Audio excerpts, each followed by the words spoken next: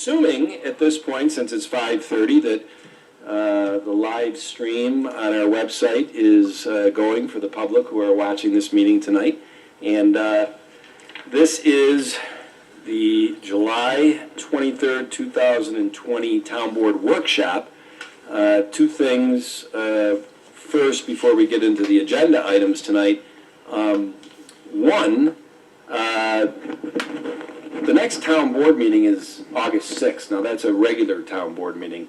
And as of now, open meeting laws through governor executive orders, Charlie, I think, still have the pause, or we can't have the public in. And I think it's through August 6th right now. I thought it was August 5th. Well, that'll be an important thing for us to figure out, because if... Aaron? August 7th. August 7th. That makes sense. Fridays. It's a Friday. They pushed to Friday, so... But it's government, I wasn't sure. Yeah, 5th, 6th, 7th, right? But I mean, it's reasonable to assume that our next town board meeting on August 6th will still be in this format where the public is really not allowed to come in, and we try our best to get it out there. And the only other thing I wanted to say before we start is I personally, after 7 months on this job, I enjoy the workshops. They're meant to be free-flowing conversation. We're the first and third Thursday of each month, which is the formal board meetings with resolutions, ordinances, laws, public hearings. By definition, those should be a little bit more serious based on the implications of what the board will be voting on that night. At those meetings. But the second and fourth Thursday of every month for workshops, boy, I'll tell you, I hope it never changes, that the board feels as though it's a safe place to just voice things and do it in a public way that hopefully in the long term benefits the whole community. So I'll get off my soapbox. Our first topic this evening is a discussion on the digester upgrade at the sewer plant in conjunction with the accessory building. And Art Patrone and Rick Keneally are here tonight from the sewer department to kind of lead this conversation and answer any questions that the board has. Correct. So I'll introduce Rick Keneally. He is our chief plant operator from the Camden Group, and he's here. He's in a short time with us has looked at the digesters, but we'll sort of step back. Digesters have been a problem for many years at that plant. 2 years ago, we allocated a very few number of hours for a digester guru to come in and just do a quick look at them. From that, we did a very cursory itemized list of what we needed, but again, that was 2 years ago. There's been no deep dive into anything as far as form and function. Rick is going to help us out and better understand the state of our digesters, how it impacts the plant, and if we get them running properly, what we could really look forward to. I just got to say though, using the term deep dive in the sewer plant doesn't very well. It's a deep dive. Yeah. You've been hanging around. You're not mic'd up, by the way, Highway Superintendent Herbst. You're not mic'd up, are you? No, oh boy. I am not. So, No. it's really Rick's going to lead this show and tell us where we're at and these things actually worked and worked properly. What we could look forward to. All right, well, thank you guys for allowing me to come here and speak, but just briefly to kind of give you my history to show that I do have some kind of value to this conversation. That I worked for the City of Rome, 12 MGD plant for 34 years, was chief operator for 8 years, and we had it was almost like a larger sized Webster, a lot of the same equipment, operations, processes. So I felt very comfortable when I got here, seeing what they had. And I do want to say very impressed with the staff that is there. The limited staff does an unbelievable job with what they have. But as I looked over the plant, I did see some issues that I think really need addressing for several reasons. Safety, one of the biggest ones, but also there's a lot of economic value to upgrading these digesters. Just some brief ones, and I'll get into it briefly, and then if there's questions, we're paying for natural gas to heat the boilers there when we have biogas potentially to use. But they're not functioning, they're not mixing, they're not heating. We just had a leak in the outside of the water seal and had some sludge come out, not a lot, but your gas is coming out there. You have pressure relief valves on the covers that are not safe to walk on. You can't check them. And if your pressure relief goes, it's a very important aspect to your digester. You could lose a cover if your pressure gets too much and your relief valve isn't working. No, what do you mean lose a cover? This sinks in? Oh no, it'll go. There'll be the UFO sightings. Other things is when your digesters work properly, it's breaking down the carbon factor in there, and that goes into methane gas. And when they're not working properly, you're not getting that release, and that means there's more water in your sludge. That means you're paying for more hauling costs, and that's a big ticket item for this plant is the cost to haul sludge and solids. So you will reduce solids, hauling weight. So there's a lot of factors, but what we found in Rome, and so I did a big digester upgrade and solids handling upgrade, and I'm not sure where I was going with that. Solids gas, carbon? No, I did forget. Too many things going on in my head. Anyways, I do think there's, also it will open up possible revenue stream, because right now they're not taking any outside waste, which is a nice revenue stream, tipping fees for the plant. And in that aspect, you have infrastructure upgrades that need to happen in wastewater plants, as you guys all know. You voted on them. They're going on now. And when you can find a project and improve your infrastructure, but also have cost savings and revenue stream to help pay for these projects, it's a win-win situation. And we know these plants were built in the 70s and 80s, and a lot of the equipment's reaching its useful life. And it's better to be proactive than reactive. It's much more cheaper to do it that way. Plus, when you have opportunities to save money and create excess revenue, it makes it very attractive. We did replace those covers 2007, 2008, around there, and it just wasn't a good project. It wasn't done well. The person that was contracted to do it was kind of here and there, more there than here. Yeah, I think you want to go with fixed covers instead of those floating covers. You have so many issues with floating covers. Is put them on there, fix them. Metal? Yeah, metal. Then you can walk on there, you check all your gas appurtenances on top. Because those are fiberglass, as I recall. Yeah. And not to interrupt, but they're breaking down, they're decaying to such a point, they chewed up our sludge feed pump, so we had to replace that. In conjunction with that, which was not planned, it ruined it. And we put a grinder in front of it with a rock catcher, so we would save our pump. I don't think fiberglass was ever a good idea to begin with. Fiberglass were replacing the metal ones that existed, and the ones that looked were aluminum or fiberglass, and aluminum were much more expensive, but in the long run, that's probably where we should have gone, but we didn't. And they're filled with gravel. Sorry to interrupt. Rick, and I know we've talked a little bit about this, is that there are some New York State laws coming down the pike at the beginning of 21 or 22 that is going to affect either industrial users or food waste. Organic waste, yes. Organic waste.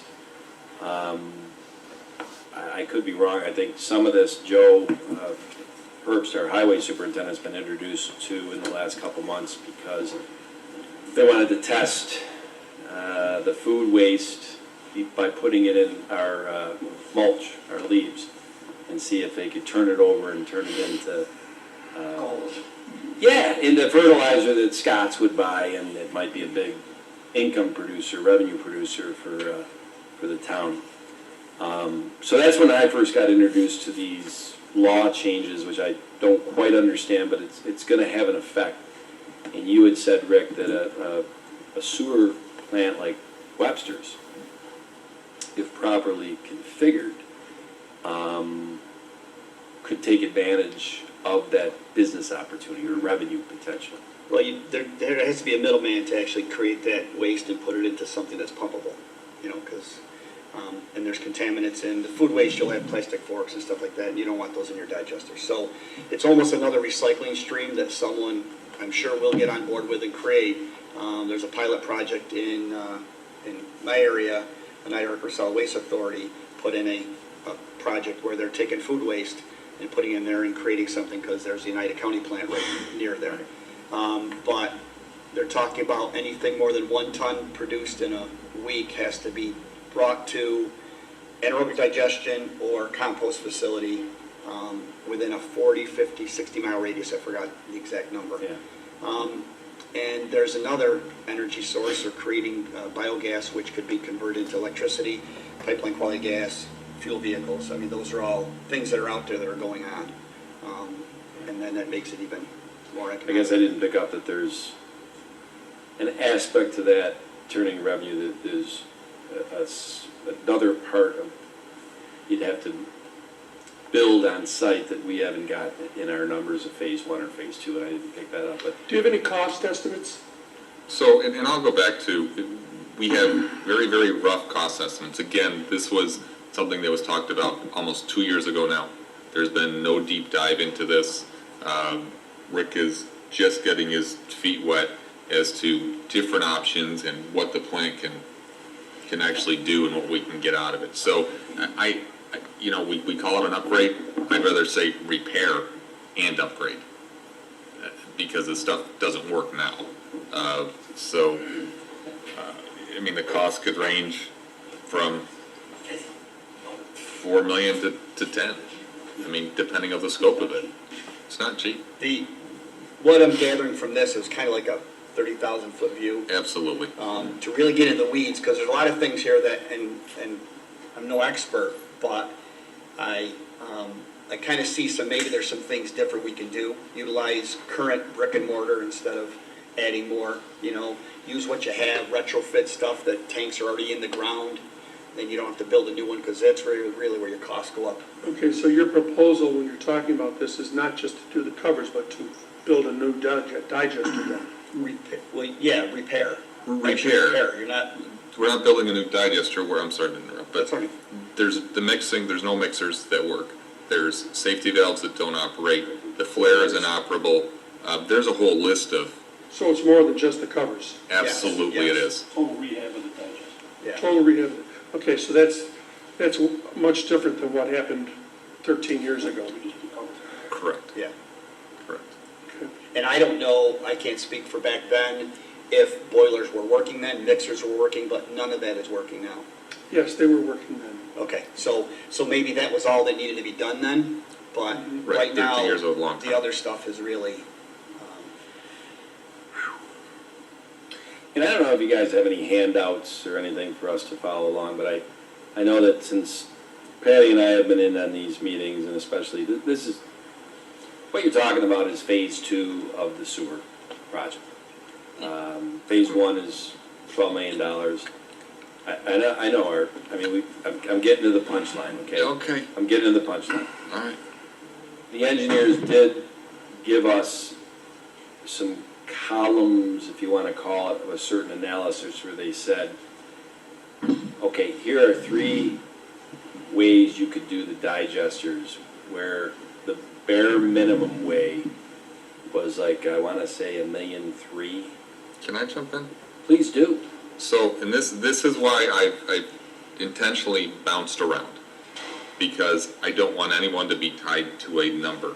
Because again, that was 2 years ago, that was off of 6 hours of work by a digester guru. We haven't commissioned an engineering firm to go in there and look at it with Rick and say, okay, what do we totally need to do? Rick had talked about reusing some of the things we have.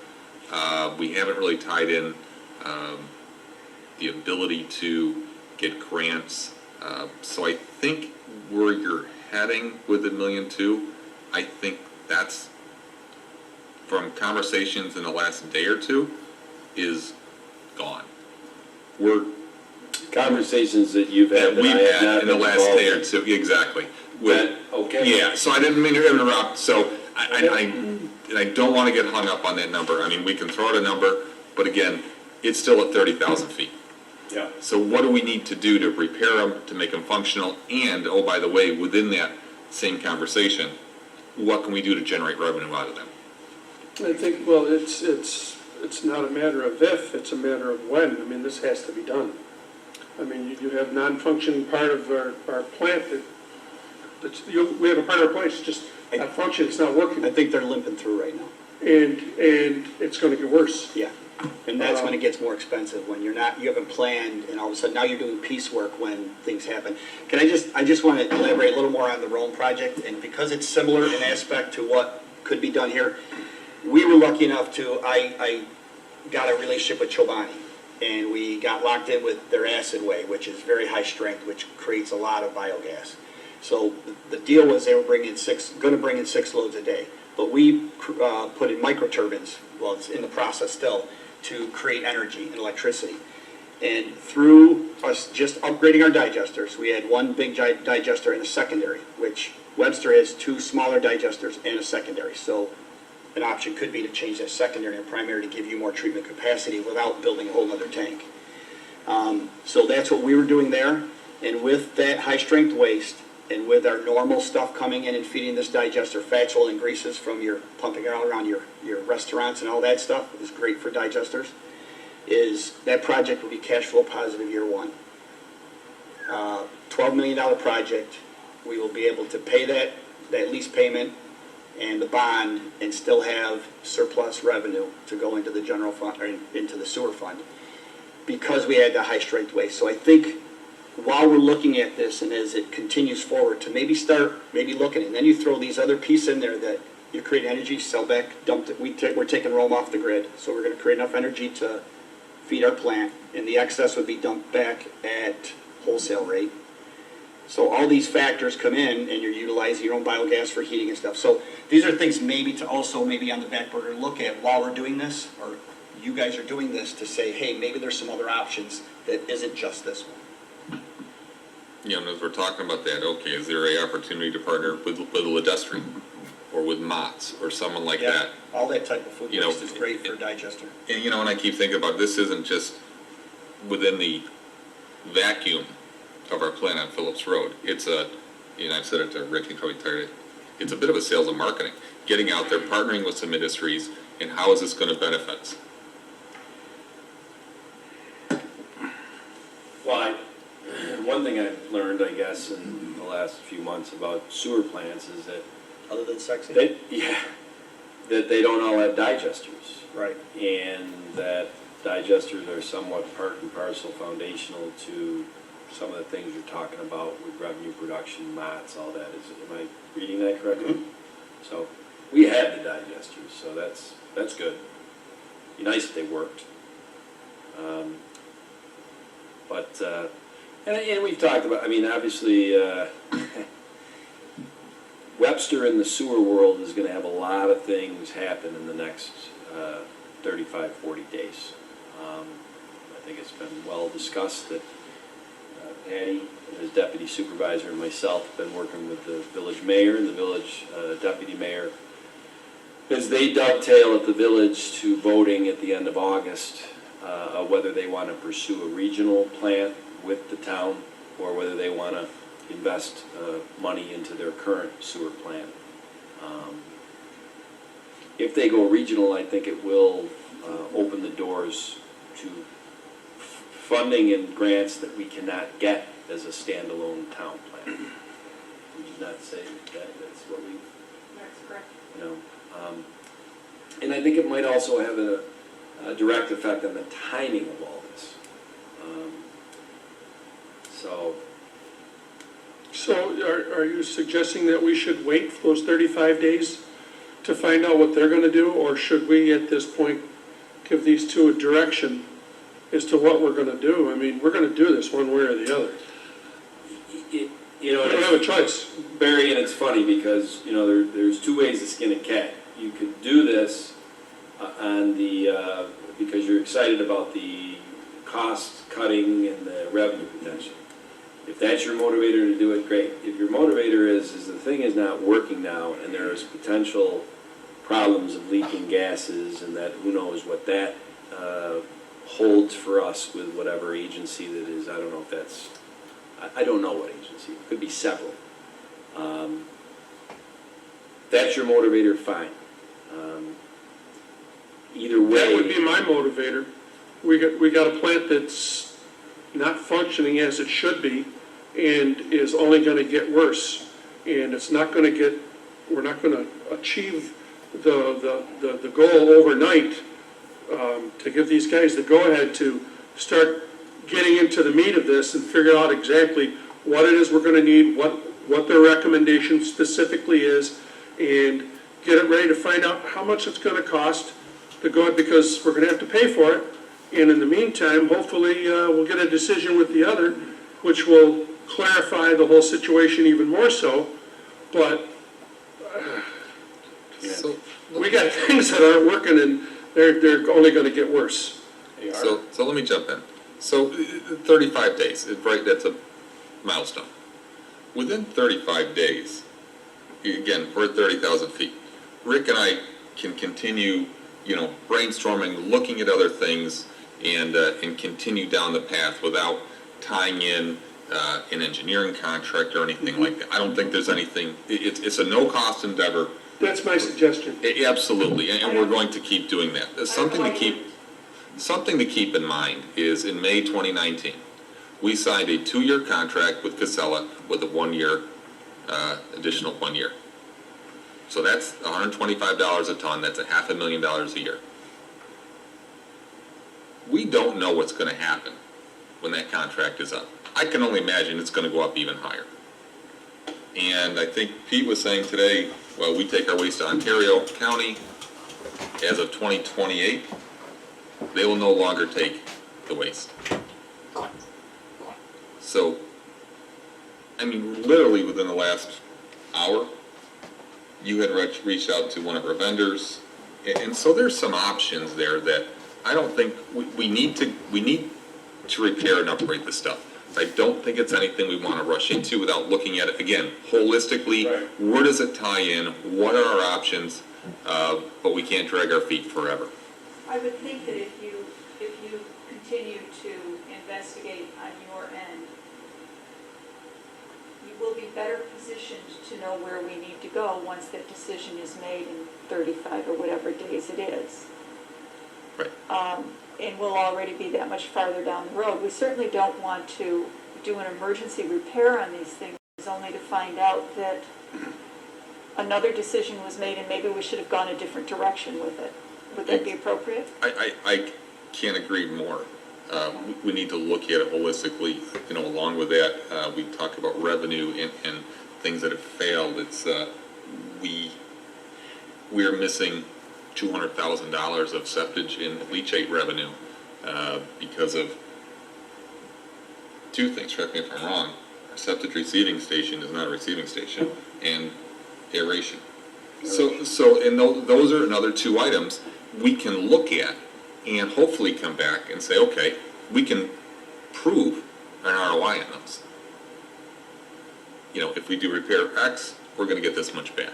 So I agree. I don't want to jump into an engineering contract. I don't think there's a need to at this point. No, I That think we was, can that do was my enough. suggestion. Okay, but we're gonna keep moving forward. I think we can do All right. some groundwork here. that Absolutely, may we clear can. some things up a little bit All the further groundwork necessary up to Yeah, to that point. That point. yeah. So we're gonna continue with that then. Perfect. So your the digesters are non-operational right now? They're operational, just not to the capacity or to the performance they should be. And that's why you're getting odors on the biosolids that are going out, because it's not breaking down the solids. You Oh. need heating and mixing. So, And we don't have that. no. We don't have heating and mixing. And they're, in simplest terms, holding tanks? Yeah, you're just pushing solids through, you're not really reducing them. And that's what the purpose of digester is a reduction in solids, so that's less that you have to put through your centrifuge. I used to use the gas that is made by this, that's a carbon to, Heat the boiler. to heat. Yeah. You're absolutely right. That's But- what used to happen, that's what was used, we didn't buy gas, we used the gas that was being developed by this, the offspring of this. And that's- So So when now I, you're paying for natural gas. And now I'm now- paying for that's natural not gas, when I happening. started, we looked, I got the boiler guru in, he looked at it, but the gas column just fluctuated so much, it couldn't hold. The mixers won't drive, so we're on natural gas. That's how we heat that building, that's how we, But usually the makeup is like 65% methane, 35%, 30% carbon dioxide, and if you don't have a well-mixed digester and a well operating, you're not gonna get that mixture either to even keep a boiler running. It'll choke itself out, so you need to have that mixture also, and if it's not operating correctly, you're not gonna get that. So right, so there's I, one more missed opportunity with the conditions we've got now. And all these little things add up. it is, I finally Especially the said, sludge column. enough of the Yeah. boiler, we're Sludge not gonna column. keep throwing money at it, Extra. so. Let them fly. Noodle 'em. Figure out the numbers, and in parallel, as we move forward the next 35 days, Art, we'll see if we get you guys back at a workshop to present what you've come up with or whatever. I mean, good idea. Yeah, it's just a good conversation to have, and, having Rick here, he's more eloquent than I, and Agreed. I mean, I'm yes. better looking, but anyways. So really, the question, Tom had started out with, accessory building, digesters, this or that. I think we've gone past that, quite honestly. Looking at the amount of repair and work that these digesters need, I don't think it makes a difference. But this was my conversation in question to Tom maybe a week ago. So we've got the accessory building budgeted. 25% of that's going to come from a grant. At that point, I've already signed to move forward, but I've held it. I've held that agreement. At that point, I wanted to have the conversation, do we just take those funds from the accessory building and put them in the digester? But we've already blown past what that money can do, and we would miss out on 25% grant for the accessory building. I have absolutely no problem holding it another 35 days to see what happens. And just for some clarification, we did look with WEA and the state about doing some digester work on Yes. the current grant, and they said, no dice. That's absolutely correct. We looked at that a while back. Did they give the reasoning for that? It wasn't included in the initial plan. in the original documents. It said digester upgrade, but it didn't, So you can't reapply with it in there? no, You No. know, grant. so. But we we, could apply for a new grant. Right. Had to apply for a new grant, it would have to be really pretty much the whole project. Sort of like we did with this, it'd have to be shovel-ready, it'd have to be a big enough project to make it go. Well, and it very well could be. Yep, yep, And I think, given the energy savings and the energy productivity perhaps, it might be eligible for some additional grants. and there's another thought, because I did go down the path, even with this, a simple boiler, of getting $2,000 rebate. Is there something RG&E may be willing to kick in? There'd be a lot of things to explore in that. Exactly. All right. Go at it. And we'll keep in contact, and we'll figure out when you want to come back. And Yeah, and I'm gonna wait until the end of August to Yeah. release that building Okay. to understood. Barton Judas. I just think it'd be prudent. Let's see what happens. Yeah. I don't know if it'll change anything, but what's another 35 days at this point? Okay, All right. So, Rick and Thank you Art, very thanks. much, gentlemen. go get them. Thank you. Was that you have something to say? Thank you. I'm gonna hang out for, Would you like to, I didn't get on the road. yeah, thank you. is this on the digester upgrade? Matt, there is no, is there a microphone there? Who's he talking to? Fran? Is Mr. Chatfield gonna say something about grants? Oh?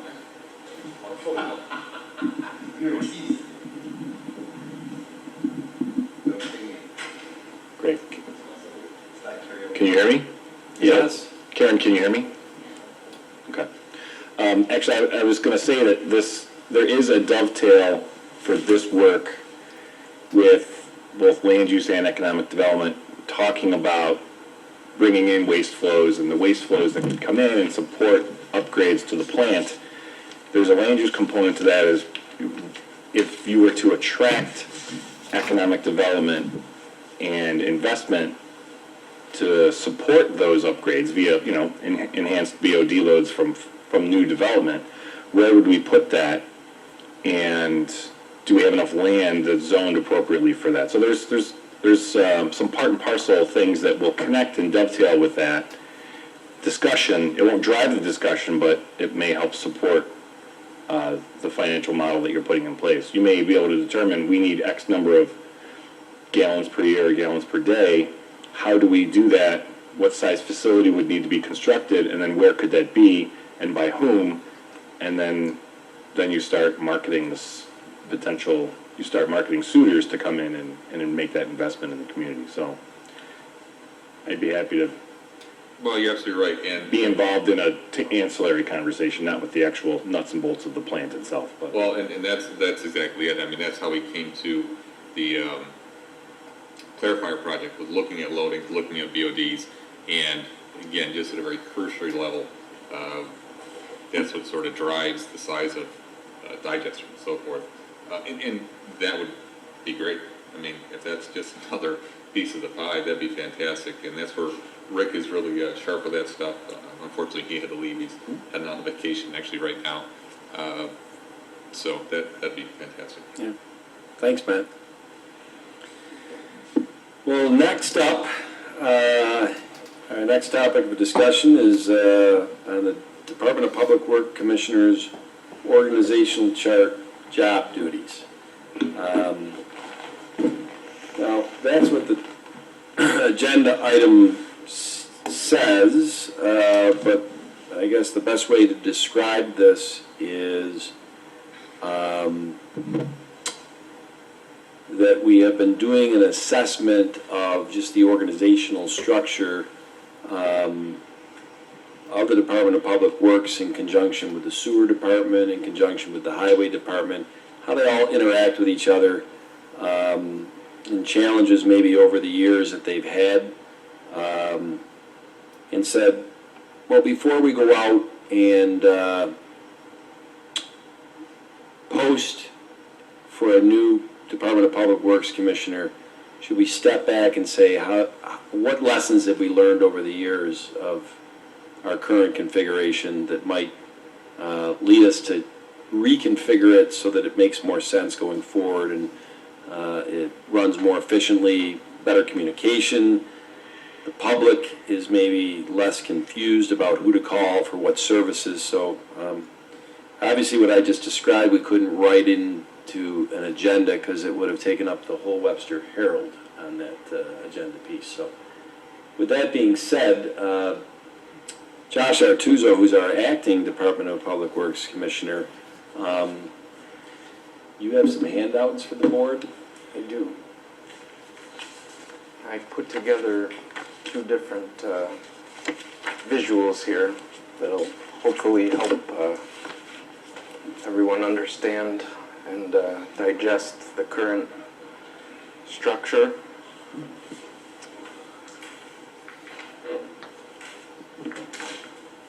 And I think it's important to really see it on a piece of paper. There you go.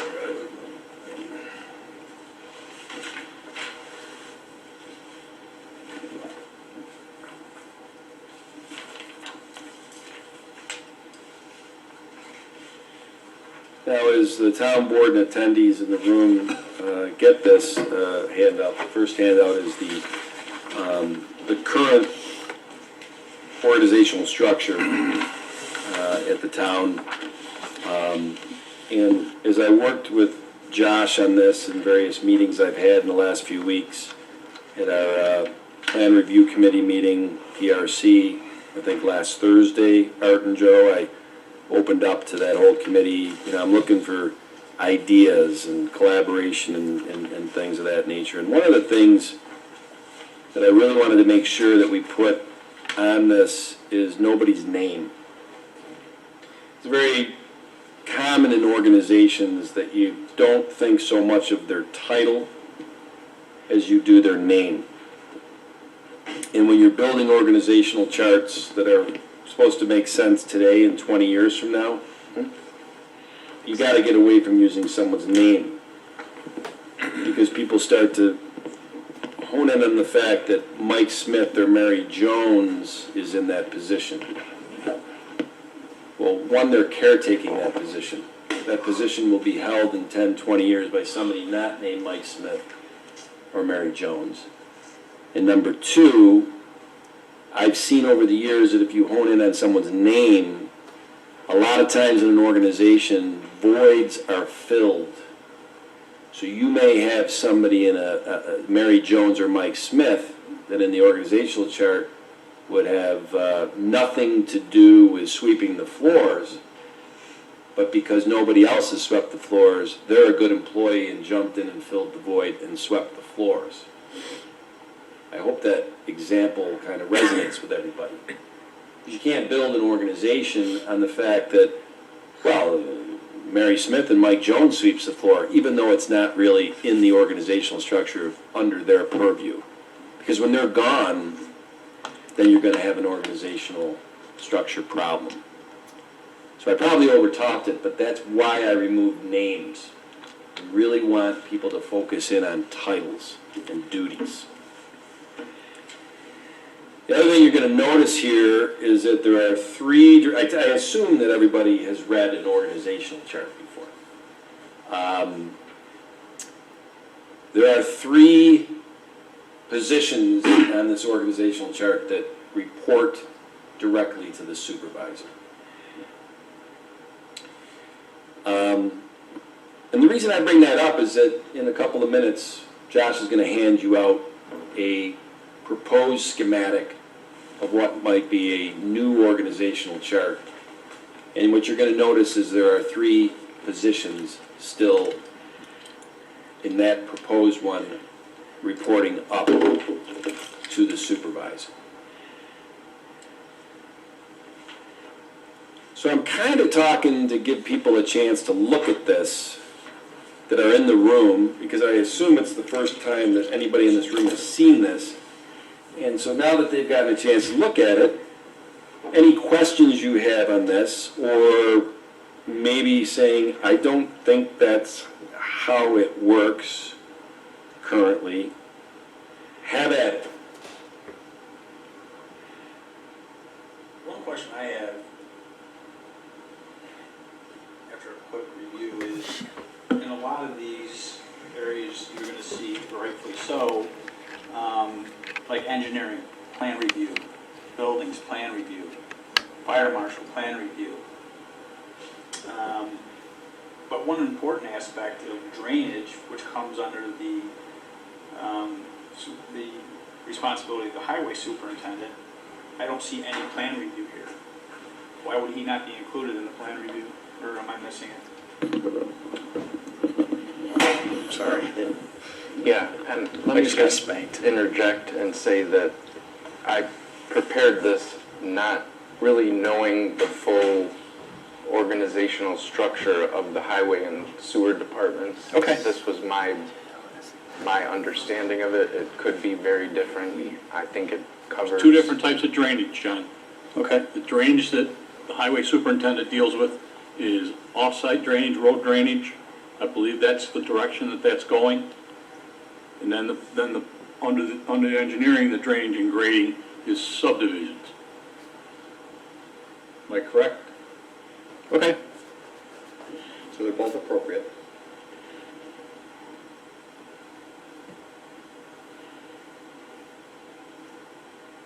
Any other comments or questions on this current one? Some of this would be affected by your PRC meetings.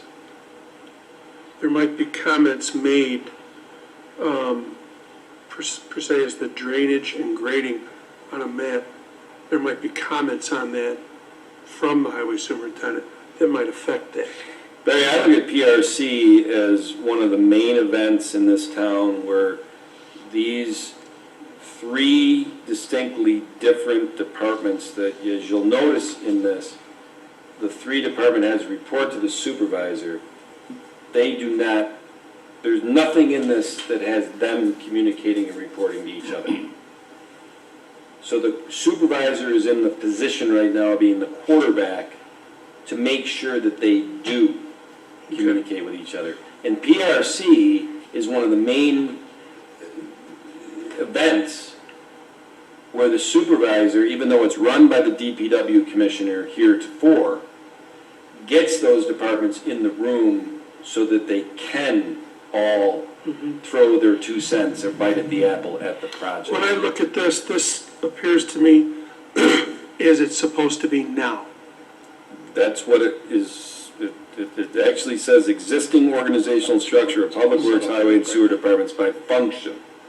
So I misspoke when I said title. The one thing I want to interject is there's probably a lot of people watching this meeting tonight, I suspect, and most of them don't know that it's the Project Review Committee, which Thank is you. PRC. I was just going to ask you to Yes. explain to those people at home what a PRC meeting is, Since if you would, it's- please. Since it's the main event. Yes. That proves that I'm 7 months in and I'm starting to pick up the acronyms because I'm using them and just blowing right by them like we're all talking the same language. And we are, but folks out there don't know the language we're speaking. You got that right. And also the folks at home don't get to see on their screen the organization chart that we're looking at. Yes, John, let them. But I think it's more important that the people in this room, which are both board members, but you also have the acting DPW commissioner, the acting highway superintendent, and the acting deputy commissioner of public works sewer department. Is that your actual title? Art? It's just Deputy Commissioner of Public Works. Well, there you go. He's not acting, he is the highway superintendent, Yes, just to clarify. yes. All right, did I say? You said acting highway superintendent. Acting No, department. Joe. Well, I just act. Yeah. Oh, he acts, all right. But that is an interesting point, because from my perspective, there are two deputy commissioner of public works. However, we have very different roles, obviously. There's actually more than two. Remember, this doesn't show titles as much as it does duties. If we got into titles and the names that I said that we wanted to get away from, I found out that there are certain people that are also deputy Department of Public Works commissioners. So, so this was really meant to be a very simplified version that, because I know that Barry Dean has been with this town and at the highway department and town board and several other things for 50 years, you would know if there's something that's stuck out here like a sore thumb where it doesn't operate this way. And Bill, the same with you, I don't see maybe not such. 50 years at the town, but being a DPW person in a background, you would know if there was something. And I could go right down the line, Patty and John and everybody here. You know, one thing that might have made it a little more clear, when you use PRC as your cog, you got under building plan review, under engineering plan review, fire marshal plan review, highway plan review, sewer plan review. That's the one common denominator we have when it comes to anything that comes to this town. Just, Yeah. I mean, that's the way it actually functions now. Yeah. And as Josh had said, we did not, if you want to call it, when we put together this visual for this meeting, we didn't consort with the highway department and the sewer department. So Josh has a much better understanding of the 80% to the left on this thing that falls under the purview of the Commissioner of Public Works. And he said earlier, he really doesn't, he didn't, as you notice, he didn't give a lot of detail in these blocks under highway superintendent and sewer. Because he said, I just got generic on those because I don't know those as well. I'm sure if Joe got a shot at the apple on highway, you would have 19 boxes under there. And I'm sure, Art, you would have the same thing, because you'd get into, well, I don't know, plants, operate, What's called the weeds. Right. So, this was really just so we could get to the next one. Okay, All right? let's get to the next one.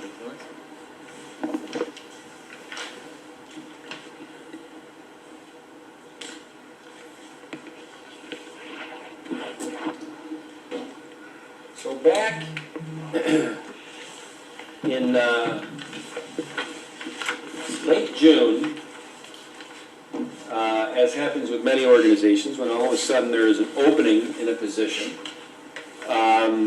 you post the position.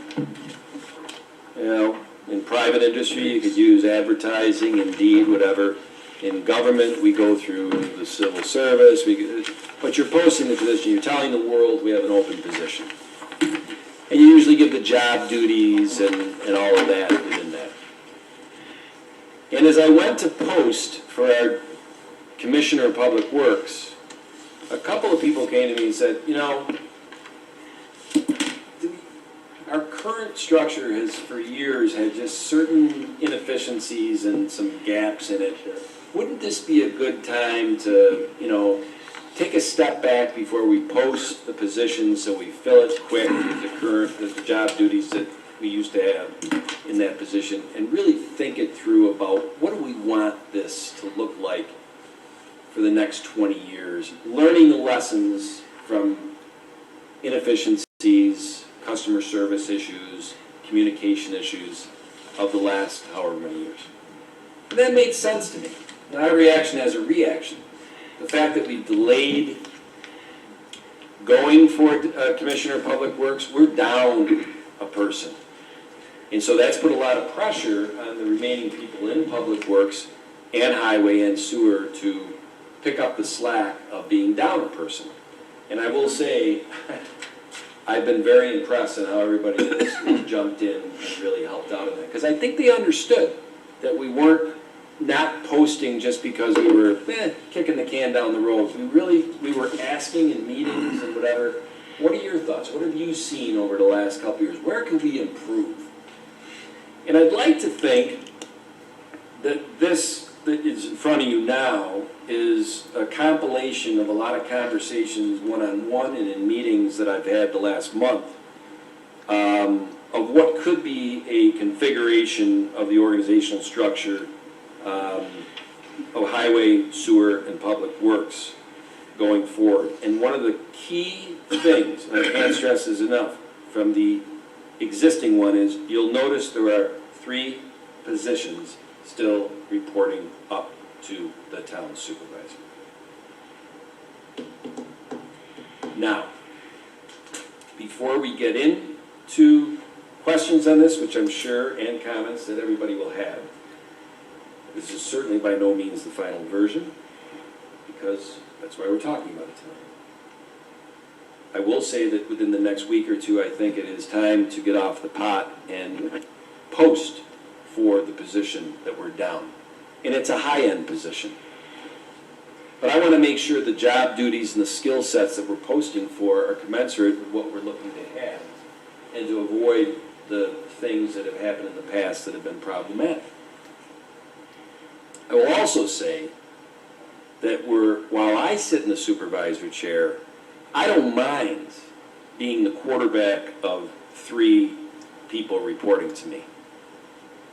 But I will say that 10 years from now, when I'm long out of this chair, and 20 years from now when I'm long out of the chair, it does put to me a little bit more responsibility on the supervisor that, for my money, I would have rather have had. But I'm not going to get I want to go with something that everybody can buy into. All right? So I certainly did not want to go to a model where it was all reporting, one person was reporting to the supervisor, and then everybody else reported down the line from that. As this stands, if this were to be adopted today, you could not adopt it as it stands. You have a highway superintendent that does not report to a superintendent of public works. Doesn't do it that way. Not under civil service, not at all. That, you're creating a position here, a superintendent of public works and a highway superintendent is going to report to that individual, who is also going to be in charge of engineering and administration and finance. Well, it's interesting. This is a big jump backwards to me. Well, I don't agree with it, I don't like the looks of it. And I want to make sure you understand something here, that where the superintendent of public works, down below is highway, that means in their purview is highway. Why couldn't that person that's the superintendent of public works also be the superintendent of the highway department, as you just described? I think the way we operate now with the superintendent of highway being in charge of the highway and that being his main function, is the way it should continue. I don't think what you're looking at then is a superintendent of public works, so underneath him would be a highway, would be a deputy highway superintendent, a deputy, okay? And engineering would be a deputy, and administrative, you'd have 3 new deputies, people that would answer to him directly. I want to make sure, and Barry, I appreciate where you're coming from. No, I don't think you really do. Well, You've heard me say it before, and I'm going to continue to say it loud and clear. For as long as I'm on this board, this doesn't pass. Well, Barry, if I may interject, now that I've been sitting in an acting role for the past 6 weeks or so, I can assure you that the current configuration of DPW also does not work. I understand that. And for a variety of reasons, it doesn't work. And we're not going to get in that today, but that does not include the administration of highway. Well, maybe I want to take a step back here. Essentially, what the right portion of this chart shows is essentially a rebranding of the highway department with a couple extra functions added to it. So it wouldn't be a separate, there's really not a separation of the highway department. Most towns, their Department of Public Works is what our highway department is, if that makes sense. Yeah, that doesn't make it the right way to do it. well, Are you suggesting then, instead of a highway superintendent, you would have a superintendent of public works who would be the highway superintendent as well?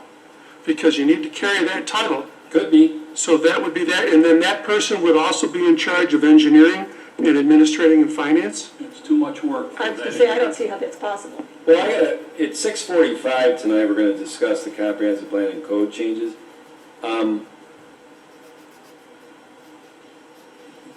Look, we're not operating to our code right now on this, unless I'm missing something, all right? Well, then we got a problem with the code, not with the way we operate, not with the way, we got a problem with the code. That was pointed out to you, and I don't know that anybody was aware of Yeah. the fact that in our code it says Commissioner of Public Works will also carry the titles of highway and sewer and all that. That's not the way we've been operating, so apparently we haven't followed our own code. Maybe that's not a popular thing to say or to be heard out in public, but we haven't been. I'm going to tell you, I've been here 50 years and never heard of that. And it hasn't operated like that, and I don't think we have a problem with the way our highway department is running. And I think they're busy enough that one person has got a full-time job doing just that. And the only person that person should answer to is the supervisor and the town board, period. And that's all well and good, but if we look at the existing structure, you can see the variety of what really would be separate departments under one person called the Commissioner of Public Works. I mean, animal control, building code, code enforcement, engineering, facility maintenance, planning and zoning. Not one person in charge of all that is able to dedicate enough adequate attention to actually be effective. So that's where I'm coming from. And I admittedly don't know much about the highway department and its structure, but I do know that the current structure of DPW, it's spread too thin. Is there Well, then then a way, reconfigure that. I was gonna say, is there then a way to address the inadequacies of the left-hand part of this chart and reconfigure that? Well, that's Because what's shown. I agree with you, all of that, when you look at this chart, it's just so heavily weighted over to the left with the Commissioner of Public Works being responsible for all of this. I think that's the piece we really need to tweak. Barry certainly feels very passionate about the highway portion of it, especially because of his background, and we have to respect his knowledge on how that works and how it really functions. I think maybe in trying to reinvent the wheel, we need to be careful that we're reinventing everything for the problem of one side of the chart. Understandable. No, I get that, but I could tell you just from the number of calls that we get from residents and citizens and businesses and applicants, the first thing out of their mouth, I don't know if I'm contacting the right department, but, and a lot of the times, it's a drainage issue, it's a tree-related issue, it's when people think, the majority, from my perspective and my professional experience, when people think public works, they think public infrastructure. That's by definition what public works This is. can be solved real easy, Josh. We did it years and years ago, and it went away. I don't know why it stopped, but the receptionist that was receiving those calls and directing those calls was instructed to take all drainage calls and direct them to the highway superintendent. Tree calls to the highway superintendent. They're the people that are going to do the work. They're the people that should be getting the call. But do you know with the current tree situation, and we've done it, Joe and I have worked extensively together, it's been a team effort, but if there's an ash tree in a park district or on town land, it's DPW's responsibility.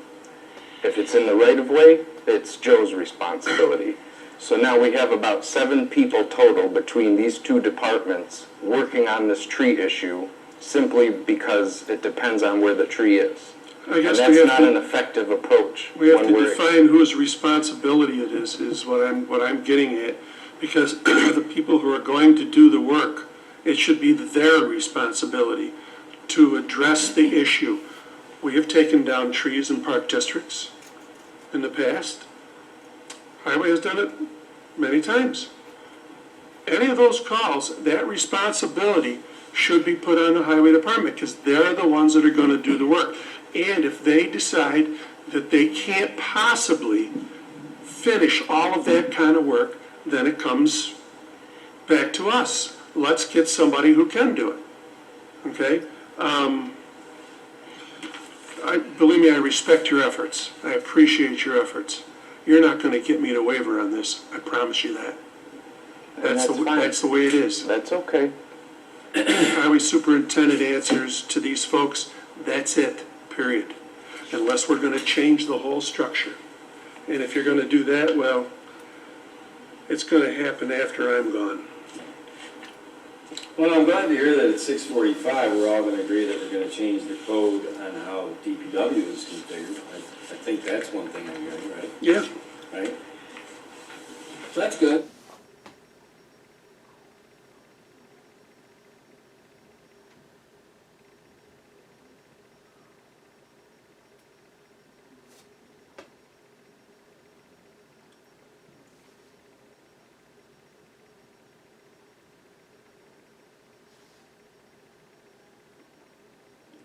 We can't.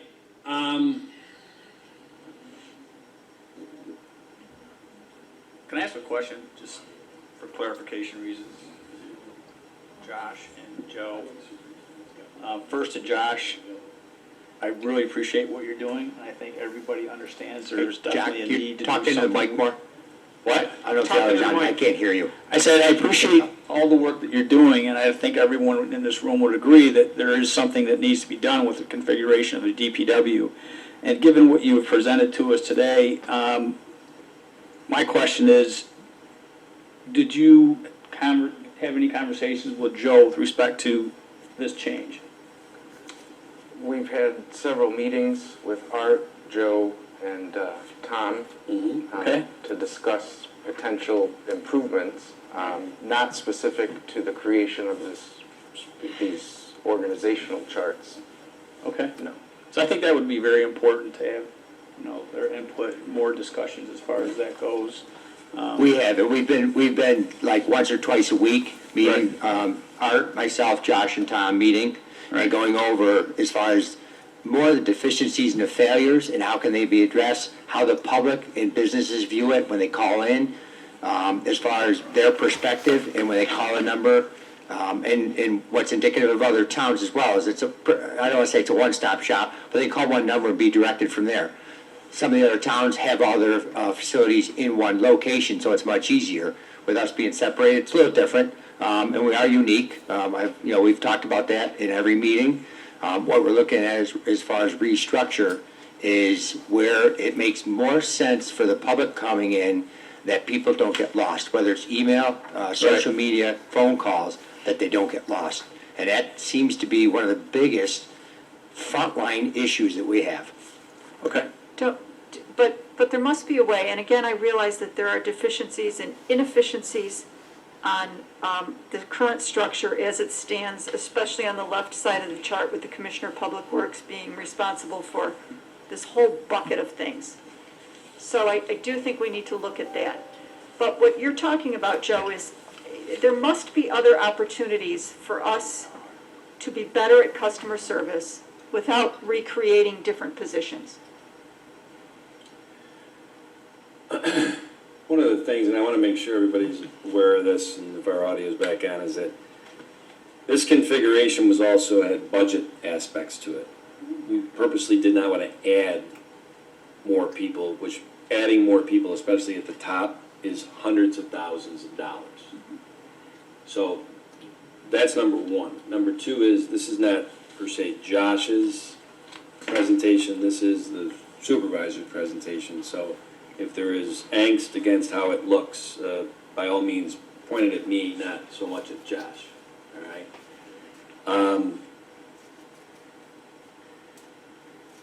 I'm glad to hear that we're going to change the code, because why have the code be that way if that's not how we operate? I agree. And go back to what I said. You notice I didn't put something out here with one person reporting to me, because I knew that wasn't flying. That's how the code is. But we're going to change that code. We'll get to that in a couple minutes. It's a deeper seated problem than saying, let's just have the receptionist start to parse out. That is not the answer to the problem. And I think everybody knows that. Yes. That what we have dissected and looked at years going back of things, there is something not, and I don't know,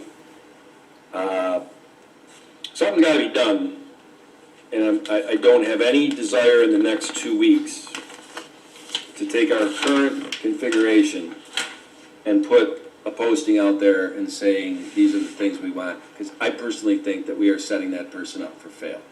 And that is just the definition of insanity for me, and I don't want to be part of that. So,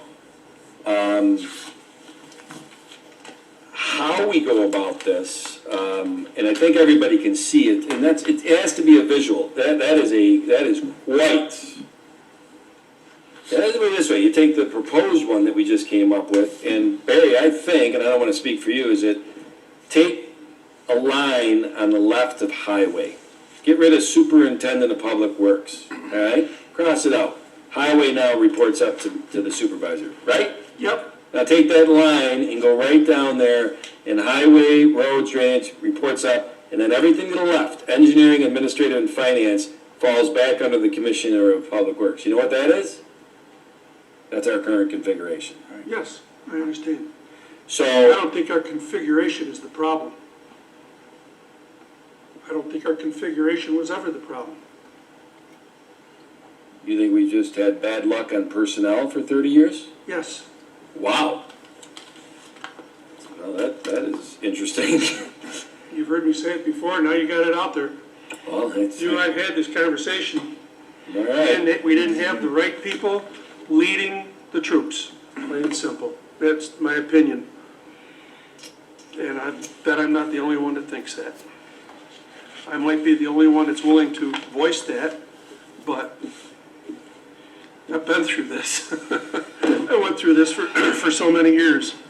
And it may sound like that it's a ridiculous thing to have the secretary, the receptionist, make the choice, but given the direction that any tree, any drainage issue, call highway, send it to them.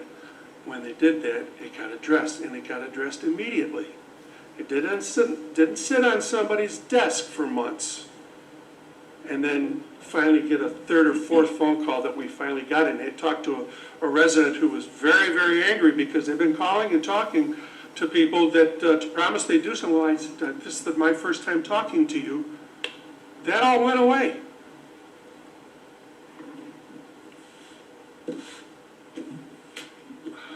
All right. Well, hey, we're running a little overtime here.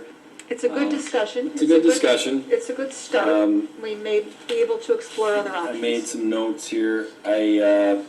Is Donna Comer coming in? She's here. She's there. Where is she? Behind the post. Oh, get out of here. All right, well, listen, before we get into the next portion, I do have a couple of resident comments, questions, so I will answer them. One gentleman asked, will the sewer digester be funded through the general Webster tax or the sewer tax? I think the gentleman's asking whether that's general fund or whether it's through the sewer reserve. I would think, and I wish Paul Adams would hear, that's through the sewer fund and/or from bonding grants and things of that nature, because a digester is not a simple fix. That's a multi-million dollars. And it's sewer, so it needs to stay in sewer. Right. You can't mix. Good question. It is a very good question. Next question, actually, I think the same gentleman.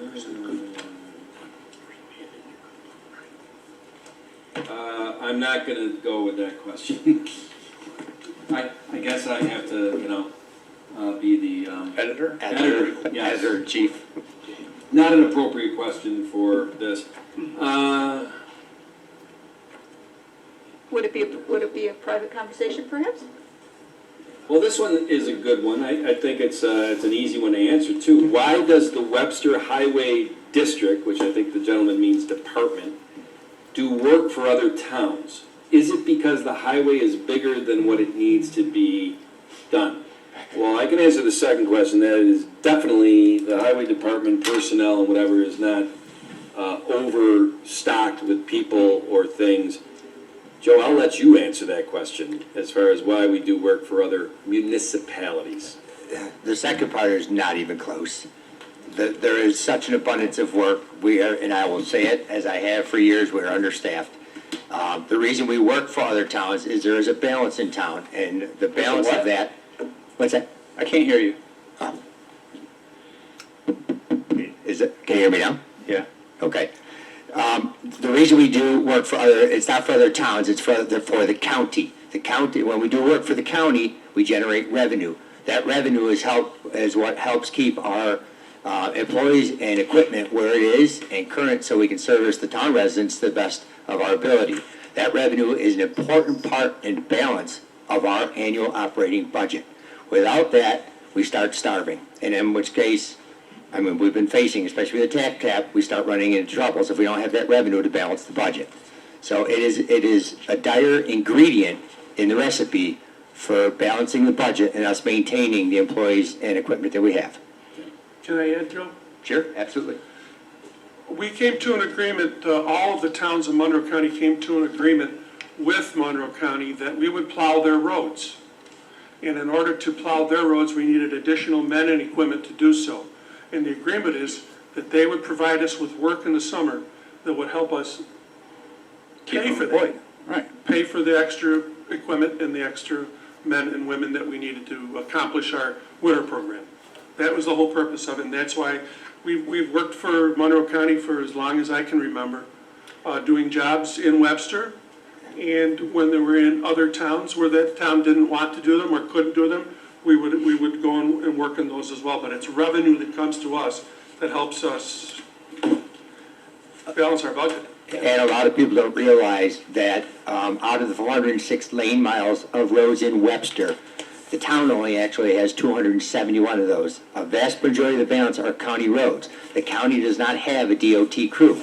We maintain the roads and the plowing, more so the wintertime operations, for the county. Part of the balance that Barry speaks of is the wintertime and the summertime. We're staying busy with the county for two purposes. And again, that's for staffing and equipment. But it's a balance. That's why.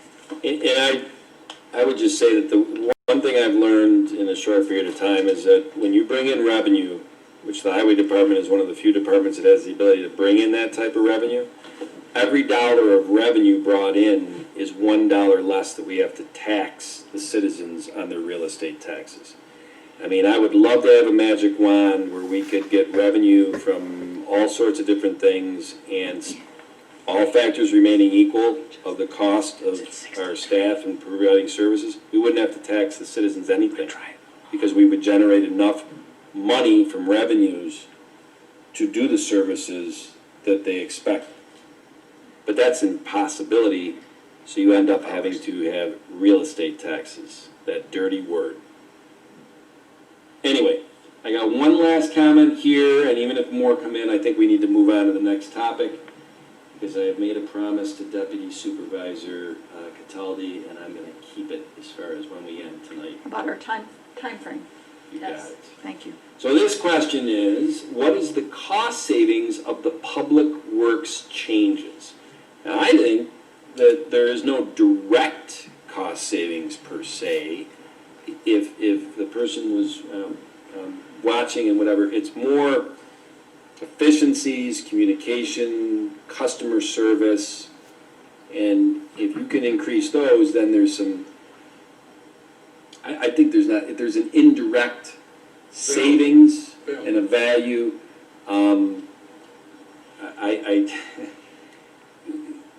There is work that we have done in this town that the highway department, because they do have the trucks and all that, and they go out and maybe fix a drainage problem with one of the storm sewers. And Joe Herbst has shown me, just yesterday, he said, do you see this subdivision? It was built in 1996. All right, Joe was just getting out of high school. And, and so it's water under the bridge, no pun intended, 24 years ago. No reason to cry over spilt milk. But if you look at the engineering drawings or whatever, catch basins, pipes, manhole covers, where they were supposed to be, they weren't. Well, what are we going to do? Go back to a contractor and developer from 24 years ago and slap them on the wrist? Do we go back to town staff or whatever and say, how did this happen? You worked here 24 years ago. No, you know what we do? What do, Joe? Fix it. We go out and fix it. And I can assure you that costs money. So I guess I'm a big proactive guy, not a reactive guy. So I'd like to see us make sure that as things are built in 2020 and going forward, that we never have somebody in 2024 showing the supervisor, the highway superintendent at that time, look what was built back in 2020. The contractor did a terrible job, and then that makes the question, well, the town is supposed to watch out for that stuff.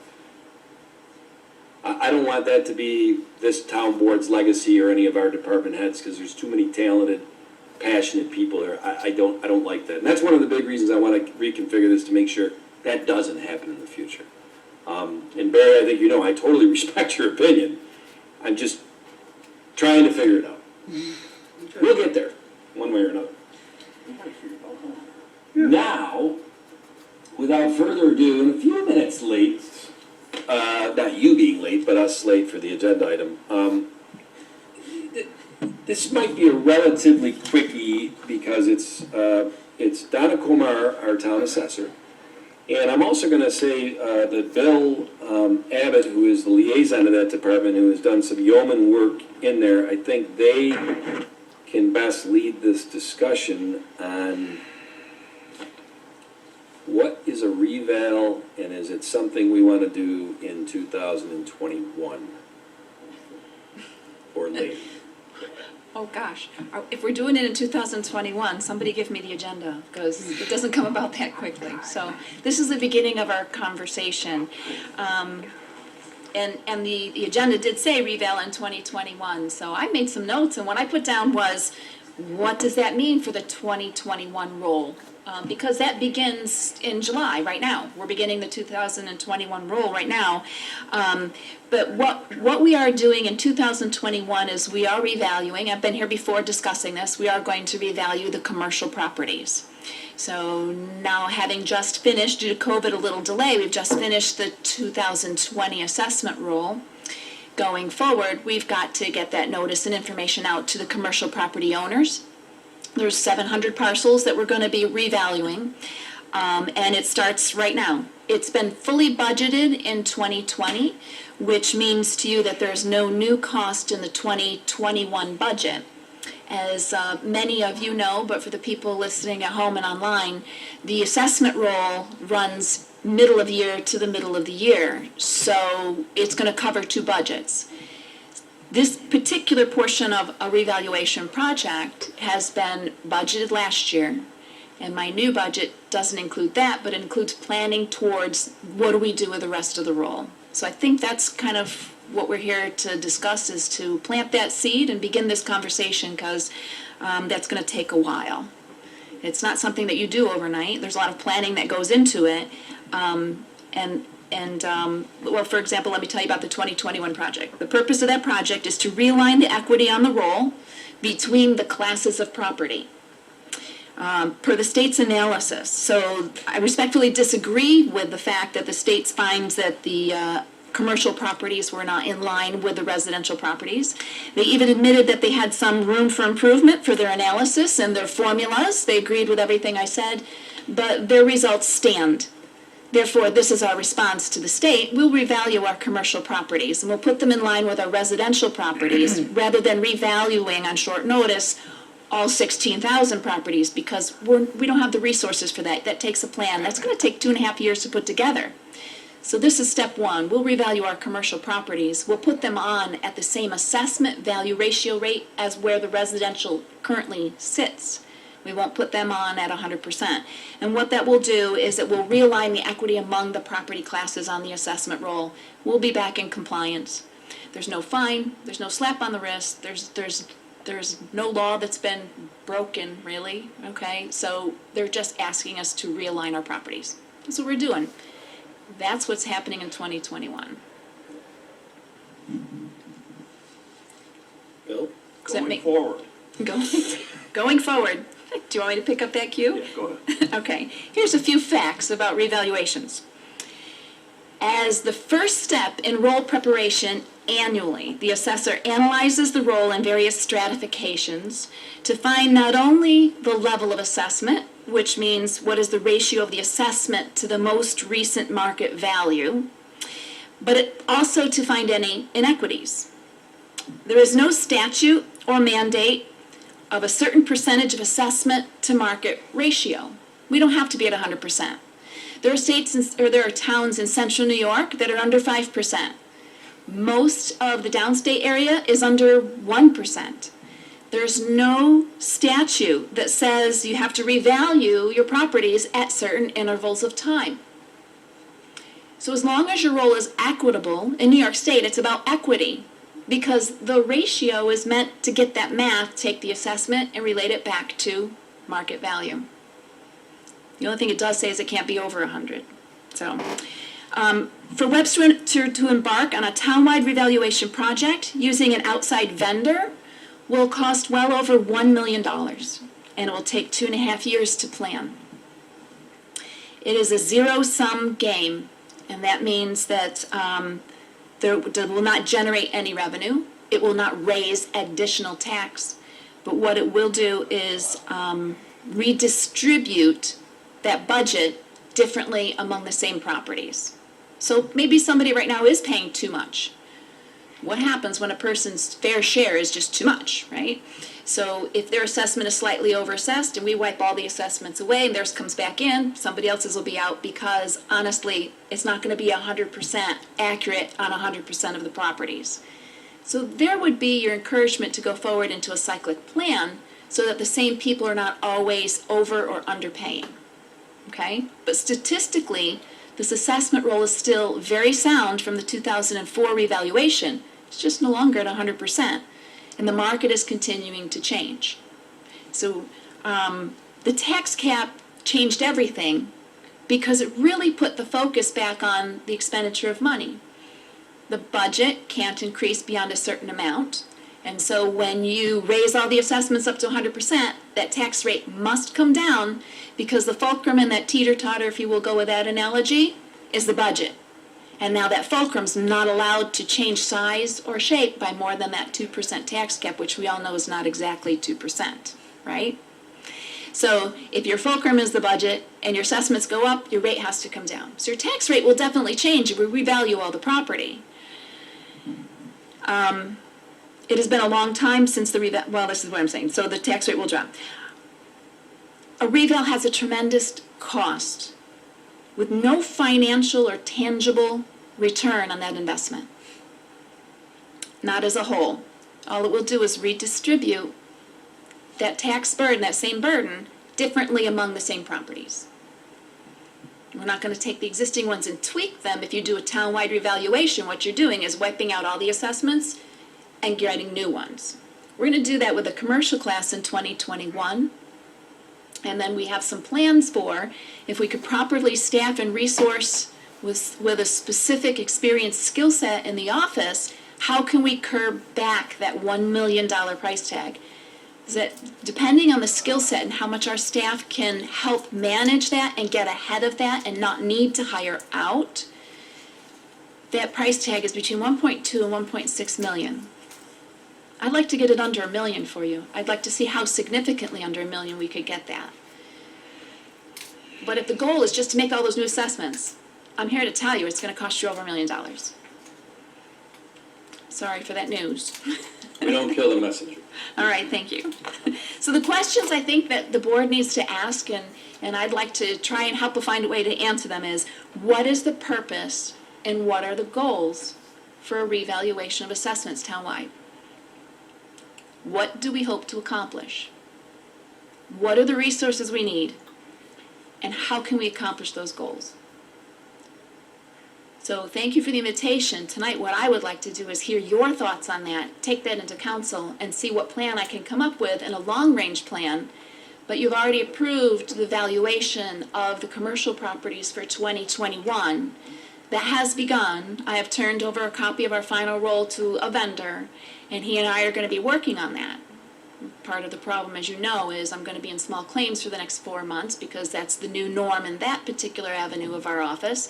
I don't have anyone to hand that off to in full, so I'm becoming very divided. So when we talk in a couple of days about budgets, you're going to hear more about this and how that does affect the 2021 budget. But remember, that's my 2021-22, okay? So whenever I'm going to be budgeting a project, it'll always cover at least 2 budget years.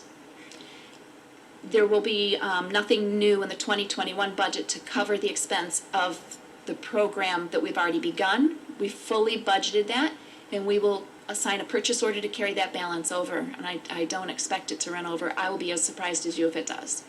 It's not this vendor's mode of operation.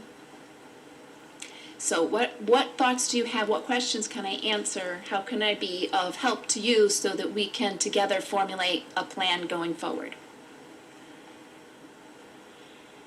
Bill, you're closest to this department. What do you have to add? Well, you've answered pretty much the questions. What's the value? What's the reasoning for it? What benefit does it, what benefit of it is it? And how much is it going to cost? And is there going to be any financial benefit of it whatsoever? So what's the purpose of it? What is the purpose of it? Every year I analyze the roll to come up with a level of assessment.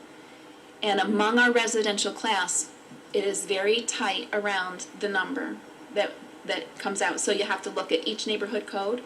Some neighborhoods don't have a lot of sales this year. Maybe next year they have some sales. So you look at it in a broad picture and you look at each individual. I look at the property style. I look at the age of the properties. I look at the neighborhood codes. Our housing is so tight around that. Now, will there be anomalies? Sure. Yeah. And that's what the grievance process is for. And you know we've been very busy with that. And the board makes adjustments. And when they come to us directly, we do our best to make adjustments when we have the time to offer that extra service, right? And small claims. That's there to make adjustments. So the pieces are all in play. We just walk through the process. What's the advantage of being at 100% versus what we're at? And if there's not an advantage, why are people doing it? Before there was a tax cap, changing your assessments from fractional assessment to 100%, we have a lot of jurisdictions an opportunity to pocket some money along the way. School districts as well. I didn't say it. I did. Thank you, Bill. So there was that opportunity, but the tax cap, like I said, changed everything. Yeah. So to put it at 100%, what you will get is that intangible. It's much easier for the taxpayers to understand what am I being valued at. It's very easy. Right now we have different rates, so you should hear all the conversations going, well, which ratio do I use and for what purpose? And then, you know, the state uses a generic term called an equalization rate, when in this particular case, when the rates don't match, they should have said residential assessment ratio. So we go round and round. I'm not trying to confuse them, but it is confusing, okay? So it's easier for the taxpayers to understand when it's at 100%. And your rate will be lower, so that when people are looking to purchase property, it's easier for them to compare your tax rate to someone else's tax rate, Okay. right? I agree with So that. our tax rate looks really high right now, but it doesn't look high if you understand the whole process. And I have to admit, a lot of people don't understand that process, that the assessments are lower. They're thinking, oh boy, I got a deal. Look at the deal I got. It's assessed for $100,000 and the home's worth $130,000. Spot on. So in theory, if we had a reval and my house were to go up 100%. Up to 100%? Up to 100%. My rate would drop, and in theory, what I pay out would be approximately the same. If you were correctly, Exactly, if you right, were correctly yeah. assessed before, yes. Right. So if you're correctly assessed presently, and we change all the assessments, we wipe it out and we put you to 100%. If your assessment right now reflects properly the market value, you're not going to see any change in your tax bill. Yes. But not all assessments do. Right. Okay? I could have just completed a reval. I'd still be here telling you the same thing, because it's mass appraisal, there's a margin of error, and that's why there's an appeal process. That's the purpose of the appeal process. I never take that personally. It's there, and for the people who really feel like they need to walk through those paces, we walk through those paces. So, for the people who are under-assessed presently, where their home is worth more than what the assessment is representing, they're going to see an increase in their tax bill, and they should. And where the people right now are presently a little over-assessed, so it's reflecting a little higher market value than it's worth, because there are those, they're going to see a decrease, and they should. So that's what I mean by redistributing. Does that make sense? I'd kind of, these are round numbers, but right now we tax, a town tax to the citizens about $15 million. And the tax rate is $5 per thousand. I'm just using round numbers. Based on our equalization rate in the mid-70s, if we went to 100%, our tax rate would drop from $5 per thousand to $3.75. But your value would go up. Do the math, you'd still have the same tax bill. Right. So that's the net sum zero. Yep. And that's the part of it that for me, the thought of $1 million to $1.5 million paying for something that has little tangible value. Right. I mean, you could argue that it's got value, like you said, that our tax rate would go down and all that stuff, but Right. that's a lot of money. If your goal is You to know, do this it's a lot of soon, money. if your goal is to do it soon, there's a large price tag with it. If we can lay out a plan and do a little bit at a time, because we don't have the staff to value that. We don't have an appraiser. We have not found an appraiser yet. So if we if we take the time to staff the office and do as much of this in-house as we can, because what also the tax cap changed is people don't need to do that townwide revaluation anymore. There are towns that are in a cycle that's being encouraged and supported, but it's not a law, okay? To do 3 years, every 4 years, bring their values back up to 100. Because it's easier to understand, it's easier for taxpayers when they're shopping for a house to compare from town to town. If we want to be in that cycle, we have to first get to 100 and then put it into that cycle fashion. But they have the people in-house to do it. We have to completely remap our neighborhood codes. We have to do all of our land tables that go into that mass appraisal system. We need a new residential model, multiple models actually, right? We have to clean our sales because there's just only so much that our skills has been able to do, and our focus has been so much on STAR, and now it doesn't have to be on STAR.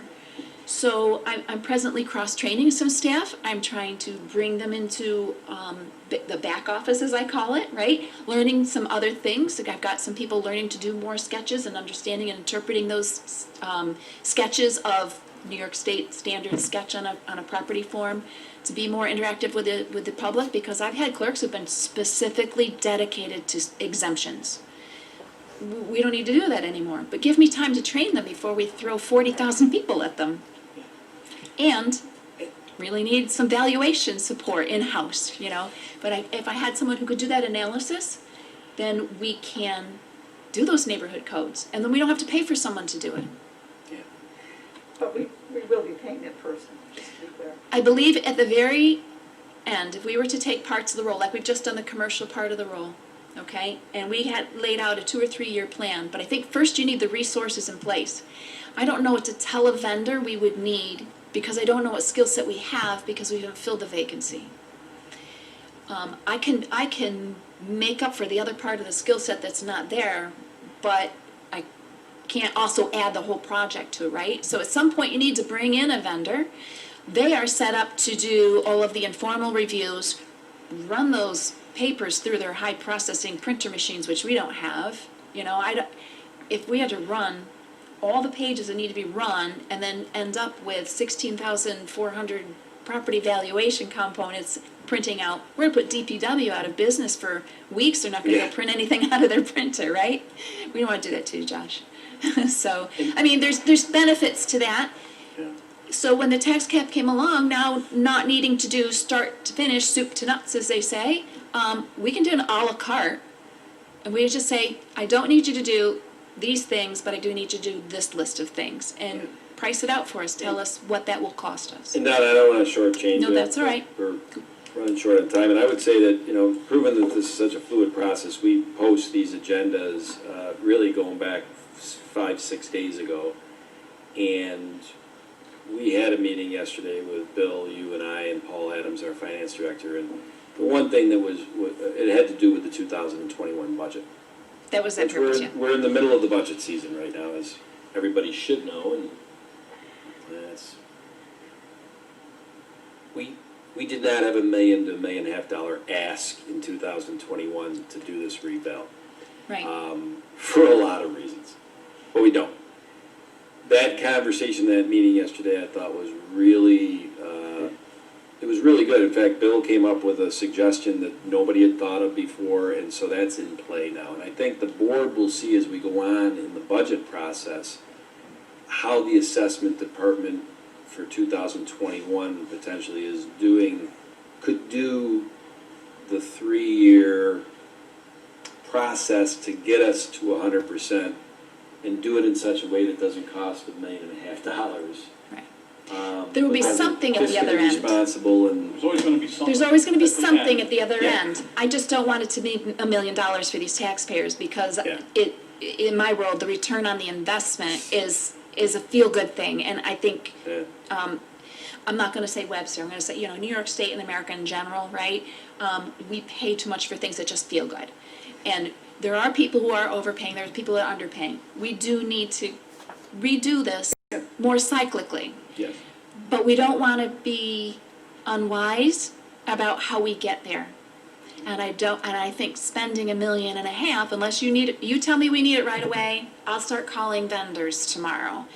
But I don't know that we need that, because I'm here to advise the board as we work on this in conjunction with one another. I'm here to advise you that our residential section of the roll is very equitable. It's just not at 100. That's why we have a ratio, right? And this year that ratio was 76.42 for the residential, okay? And then we have this lower hanging fruit called the commercial section, and I'm just not happy with the state. They agreed with everything I brought up about what they did wrong. I said, yeah, but we don't have time or staff to do it again. So we got a lower rate for the commercial, and we just got to bring it up. If you do the commercial separately from residential, do you have to do the residential revaluation within a certain period of time? We do not. There you go. We do not. It's all about equity. It was always about equity. But you can separate the two categories. You can. And you can do it legally because and we will look at properly. we will look at all 700 commercial industrial properties. That will not include commercially zoned vacant land. That's different. We will look at every one of them, so there's no selective reassessment. We're selecting a category of property, and we will wipe out all those assessments, start over. We are going to get new valuation factor file. We're going to get new commercial land tables. We're going to get new commercial neighborhood codes. It is a revaluation of that class of property that's permissible. Because we didn't single any one property out. It just, as we move off of this, like I said, it'll continue on during the budget process, so the board will see even more meat on the bone of how the department is looking to do it over a 3-year period. But if anybody's watching this at home or whatever, says, geez, I don't understand. All the other towns have done revals in 16, 17, whatever. The way I understand it, Donna, is we were hamstrung as a town going back to 2004 because Xerox somewhat had us in a real bad position to move forward with a reval. You can call it a bad position. I wasn't here at the time. I wasn't part of that negotiation, but most negotiations end up with both parties being a little bit dissatisfied, and that would have been the thing that maybe wasn't best for us, okay? But yes, if we had revalued the property before that contract with Xerox ended, then we were looking at another lawsuit, which was then paying for that $1 million revaluation plus defending a lawsuit. So it was best not to revalue. On the heels of that, there were a lot of projects that came along the way with the town. We did renegotiate a contract with Xerox right now, doing a revaluation right now of the commercial class. Will not change that contract whatsoever because we learned something last time around and we built in what will happen during a revaluation. So Xerox will not be worried about this at all. Thank you. You're welcome. All right. I know I've just opened a huge thought process in your head, so Very thorough. the door is As open. always. It's going to be a long, ongoing conversation, and together we will plan what is best for our residents and our staff. Right? Yeah. Thank you. Thanks for your time. Thanks, Donna. Thank you, Donna. Thank you. I get the feeling that, well, I don't know. I'd have to ask Karen when it's over if we have 10 people watching live or if we have 10,000 people watching live. But if it's more the latter, if people are watching live for the next topic and the last topic on the agenda, because I hope we don't disappoint, because I 5 minutes, hopefully. And maybe it's just to help me from a standpoint of, just want to make sure I understand, and if the board agrees or educates me on this, and I think zoning, there's changes that need to be made in zoning in this town. There's changes that need to be made on the codes in this town. We talked about one of them earlier, didn't we, Barry? And there is a ton, I shouldn't say a ton of them, there's a lot of them.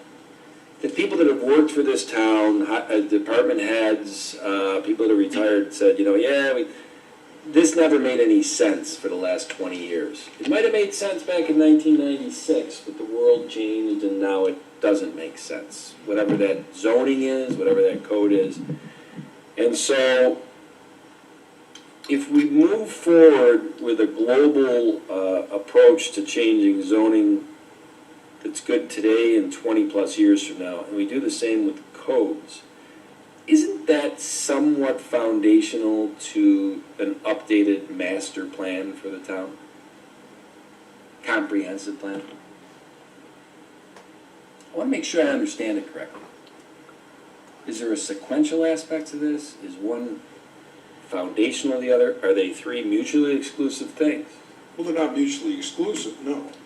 But it depends on what the comprehensive plan suggests or advises. And it's basically a strongly suggested blueprint for the entire town and for future development. And oftentimes zoning changes will take place. And that did happen, particularly in 2000.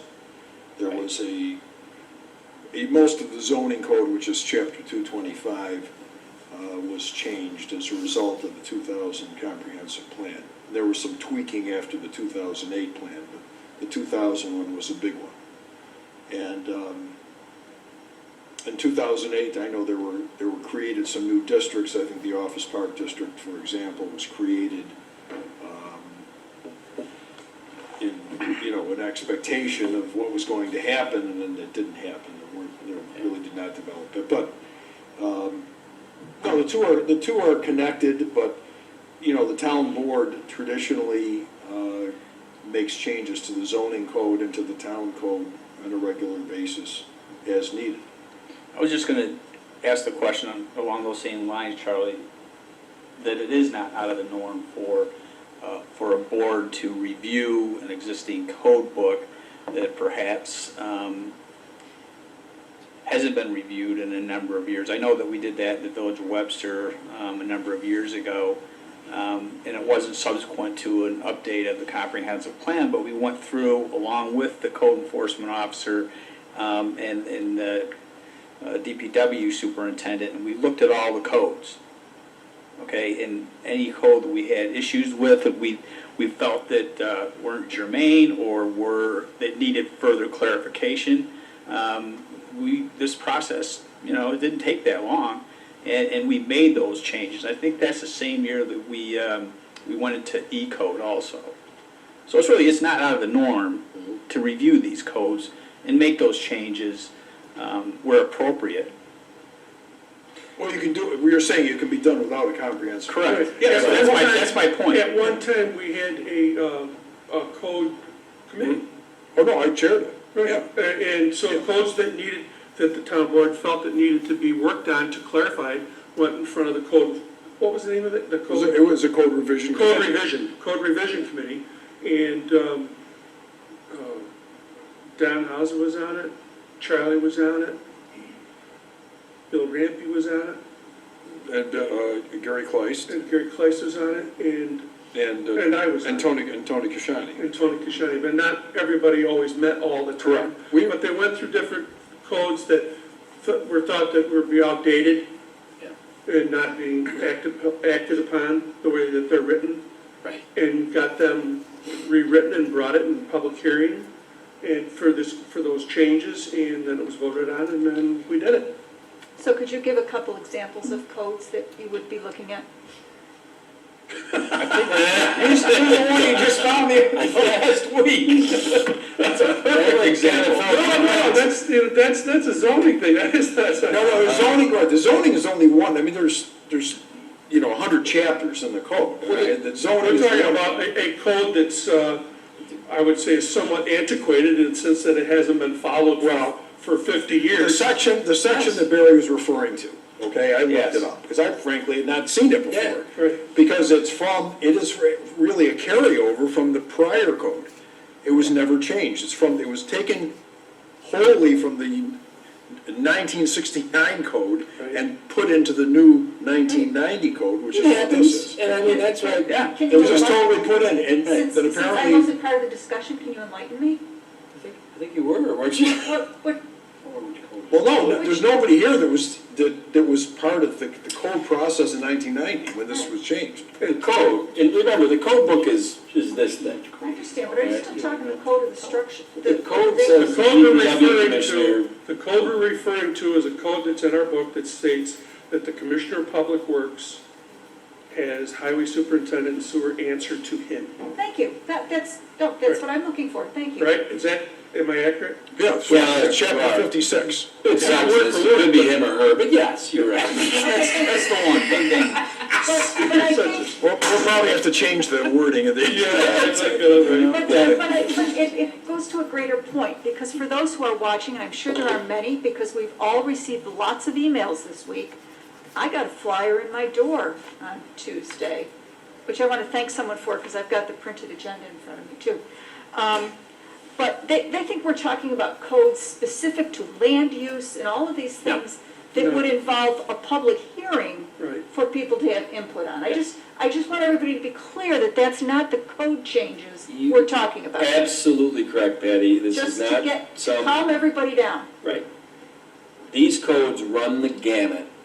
I mean, I've only been in 7 months, and I'm overwhelmed with just the scope of what these codes cover. Configuration of departments. The code enforcement officer Animal shows control. me stuff, all this stuff, and they show stuff that look at this one, and you're like, wow, that's in our code. It doesn't make any sense today. I think at one time, Ron and I, and a fellow from over off of 5 Mile, went through the code regarding to garbage collection.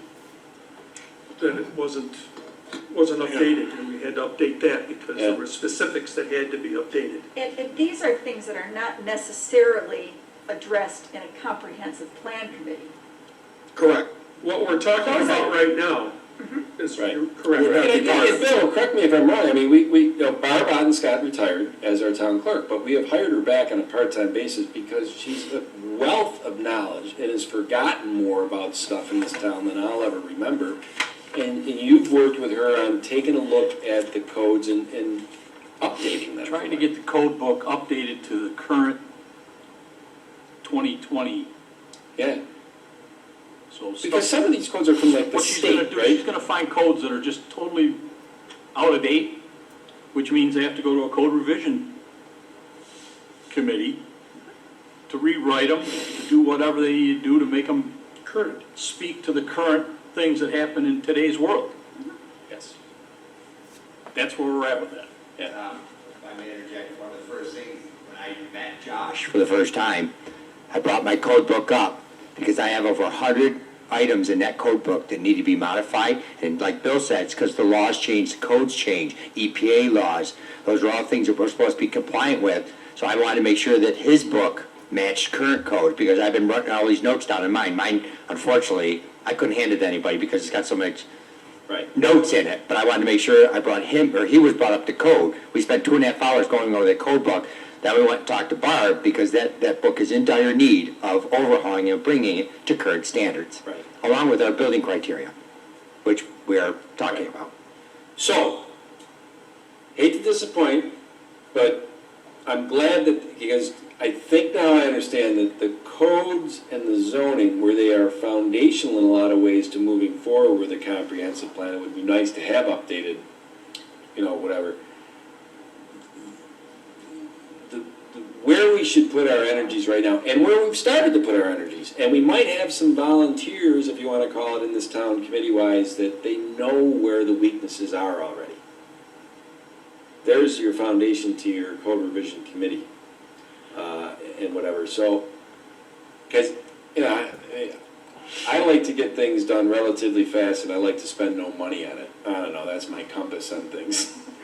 So, and I've been told the comprehensive plan, oh my God, it's going to take 2 years and it's going to cost hundreds of thousands of dollars. I'm like, really am not into that. But I think I understand, and I'll get with you, Bill, and Barb and all that, and what the best path globally on the codes, because the codes, I've seen enough of them put in front of my face, and I'm like, yeah, there's got to be something done. And it goes further, because when the planning board or the ZBA is sitting there looking at their code book, we've had situations where the online version of the code book is different from the paper version of the code book. That's really a problem for us to operate, to do business that way and govern. Absolutely. If you got, one board member is looking at a code that says the sky is blue, and another one's looking at it that says the sky is red. Well, they're all looking at the one that says the sky is blue, but online it says it's red. In the public access is the one Right, the online. public is looking and saying, hey, don't you know your own code? Right. So, And the problem is, revisions come out on a yearly basis. it's. Sometimes it they get happens. updated code books. They're supposed to. Yeah. We've been passing laws for at least four, maybe 6 years that are not in this book. But those code books are expensive. They're not inexpensive. Yeah, and Josh, what is it like the state, because we had problems earlier this year that the state sends me as the supervisor to download the new code book, because a lot of the codes come from the state, right? For the building code. Well, for the building code. The building code does. The building code, Yeah. okay. Which is, Let me just explain briefly, this is for, I guess, for anybody who's watching and everybody here. The comprehensive plan is strictly a land use Right. type of a plan. And that's, so code revision can run the gamut, as you've said. Yes. Okay, just to separate the two. People That's what I understand was the trying difference. to clarify as Yeah. well, yes. Thank you, Charlie. And the comprehensive plan, because it deals with land use, with those suggestions that come out of that, then occasionally zoning changes will occur because of that, depending on what has The been code determined. revision committee that I chaired, that we met almost weekly for about a year and a half, 2 years, a lot. We met a lot. And that really was based upon the 2000 comprehensive plan, and what did make a lot of zoning changes. Right. So much of what's in there, chapter 225 and chapter 228 are frankly new in the last 20 years. They're completely new. But a lot of what's in the code was carried over from 69 in 1990, and it's old stuff. you know what? 50 years old stuff. Your water done, Bill? Yes, it is. All right. I don't want to shortchange anybody if you want to keep discussing this, but I think right now, I'm going to focus my time and efforts with what you're doing with Barb and figure out, because I've seen enough that the codes, which run the gamut, we need to invest some time and energy in that. Zoning, I will say, I don't know, I mean, I would get in it. Any changes to zoning require a public hearing. Yeah. This board would have to notice it, put it in the paper, we would have to then have the public hearing. Anybody can come in and comment on it. Any resident that wishes to comment on a zoning change has the right to. What do you It's think, not gonna be Bill? something done behind closed doors, under the table, and Rammed down their throats. All the emails I got from people, they've been told lies about how I know. zoning changes are made. I know. And I don't appreciate the fact that somebody put out false information to slander this board. I've been doing this too long to be slandered like that. And they should know better. And residents should know that. And I want them to know that. Well, but they don't. And that's why That's why a lot of them believed it. What do you think, and I totally understand that whole part. Donnie, you're still here, we got 12,000 residential parcels in town or whatever, and then you got the commercial, so when you look at zoning changes from a global standpoint, you got 35 square miles in the town. So I guess I don't even count the village, right? We don't do zoning of the village. No. All right? Yeah, I'm talking about zoning. Aren't we talking about, from a global standpoint, that 95% of the land or parcels, whatever, is, the way it's zoned now is, I mean, that's the way it's gonna be used. I mean, a track is a track is a track, and if it's R1 or, that's not insane. So you're looking at maybe those parcels, and I've had a couple calls lately where it's like, this is zoned as this, but we'll never get that type of development in there because around it came these other places. So could it change So now with the public hearing? it's got a zoning that I'm sure when it was done 20 years ago made sense, but it doesn't now.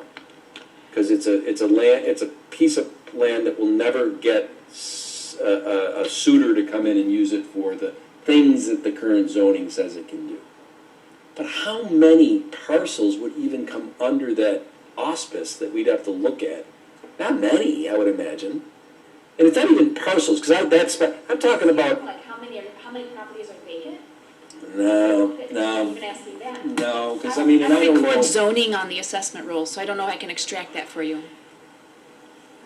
I shouldn't have gone down that path. I just figured codes there's hundreds of codes that need to either be thrown out, changed, or added.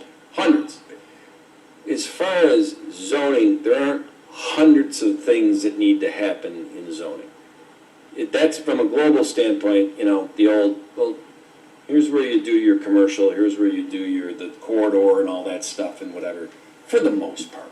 I just want to clarify something Bill said about the public hearing. The fact is, any change in this code book, whether it has to do with zoning or anything. Right, public hearing. Is a public hearing, right? So if a Nothing special code about revisions zoning. committee works for 4 months or for the next 14 months and they come up with all these code changes, If you want to You have change, to if you want post to it. change that section of the code that says that the Public Works Commissioner or the Public Works Director, it's actually a different term. Don't get me in Director, I trouble, think, Terry. is ahead of highway. We're already, That would be a matter for a public hearing, if we Yeah. change the code. Right. So, so that seems like you'd want to hit it with 100 of them instead of doing one public hearing for 100 times in a row. yeah, we could do that. Yep. Although code I apologize. publishers doesn't like that. but- That's not too big. All right. all done? Anybody got any other things to add? Good night.